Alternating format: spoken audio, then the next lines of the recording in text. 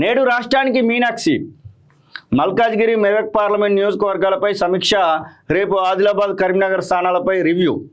AICC రాష్ట్ర వ్యవహారాల incharge Meenakshi Natarajan మంగళవారం రాష్ట్రానికి రానున్నారు. మల్కాజ్గిరి మెదక్ పార్లమెంట్ నియోజకవర్గాలపై ఆమె సమీక్షించనున్నారు. మధ్యాహ్నం 2 గంటలకు మెదక్, 5 గంటలకు మల్కాజ్గిరికి సంబంధించినటువంటి విషయంలో రివ్యూ అయితే ఉండబోతా ఉందట. బుధవారం ఆదిలాబాద్ కరీంనగర్ పార్లమెంట్ సెగ్మెంట్లపై సమీక్షించనున్నారు. గత పార్లమెంట్ ఎన్నికల్లో ఈ 2 సీట్లు కోల్పోవడానికి కారణాలు ఏమిటి, ఎక్కడ లోపం జరిగింది, నేతల పనితీరు ఎలా ఉన్నది వంటి అంశాలపై చర్చించనున్నారు.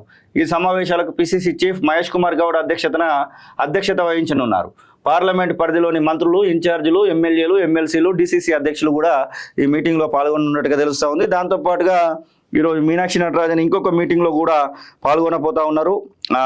ఆ మీటింగ్ వచ్చేసి ఇప్పుడు ఎగ్జిబిషన్ గ్రౌండ్ నాంపల్లిలో ఈ మీటింగ్ అయితే జరుగుతూ ఉంది. దానికి ప్రధానమైనటువంటి వక్తగా మీనాక్షి నటరాజన్ అయితే పాల్గొనబోతూ ఉన్నారు. ఆ మీటింగ్కి సంబంధించినటువంటి అంశాలు వచ్చేసి రాజ్యాంగాన్ని, ప్రజాస్వామ్యాన్ని రక్షించుకోవడంలో రాజకీయ పార్టీలు మరియు ప్రజా ఉద్యమాల పాత్ర అని చెప్పేసి ఎగ్జిబిషన్ గ్రౌండ్స్లో ఈ మీటింగ్ జరగబోతూ ఉంది. దానికి వక్తగా ఇది ఉదయం 10 గంటల నుంచి 12 గంటల వరకు ఉంటే దానిలో వక్తగా మీనాక్షి నటరాజన్, ఏఐసిసి ఇన్ఛార్జ్ తెలంగాణ పాల్గొనబోతున్నటువంటి సందర్భం.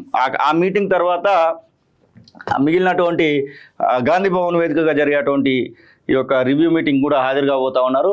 ఏది ఏమైనప్పటికీ మీనాక్షి నటరాజన్ తన యొక్క మార్క్ని అయితే వేస్తున్నటువంటి సందర్భాన్ని చూస్తూ ఉన్నాం. మరొక వైపు అసలు తెలంగాణ రాష్ట్ర వ్యాప్తంగా కూడా ఒక చర్చలోకి అయితే మీనాక్షి నటరాజన్ వచ్చింది. ప్రధానంగా ఆమె సింప్లిసిటీ, దాంతోపాటుగా ఎలాంటి బుకేలు, అలాగే ఫ్లెక్సీలు, కనీసము స్వాగత తోరణాలు కూడా ఏం లేకుండా తను సాదాసీదా వ్యక్తిగా ఉండడమే దానికి సంబంధించినటువంటి ప్రధానమైనటువంటి